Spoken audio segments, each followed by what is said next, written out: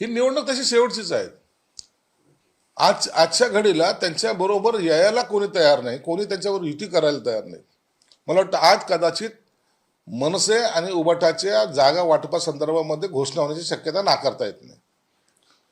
आणि म्हणून त्यांना आता इतरांच्या बरोबर जाणं किंवा इतर त्यांच्याबरोबर येणं हा रस्ता जवळपास बंद झालेला आहे.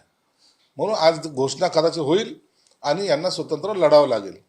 महायुती ज्या पद्धतीनं ताकदीने लढते तशी ताकद उबाटाकडे नाही हे सर्वांना माहिती आहे. पण आता उबाटाचा विचार केला तर एकटेच पडताय. आता संभाजीनगरचं उदाहरण, काँग्रेस वंचित सोबत आघाडी करून जाण्याची तयारी आहे, त्यांच्या सगळ्या बैठकाही पूर्ण झालेल्या आहेत. उबाटाचं काय? महाराष्ट्रामध्ये ही काही फक्त मुंबई परिस्थिती नाहीये.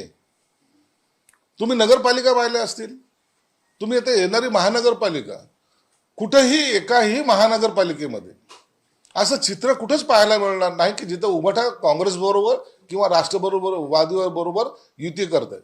म्हणून उबाटाला आता त्यांचं गरज सरो वैद्य मरो ही भूमिका आता काँग्रेस आणि राष्ट्रवादीने ठरवलेली आहे. आणि उबाटा ज्यांची पालख्या घेऊन नाचत होतं आता त्यांना अकेला चलोराच्या भूमिकेत राहावं लागेल, हे वारंवार मी तुम्हाला सांगतो.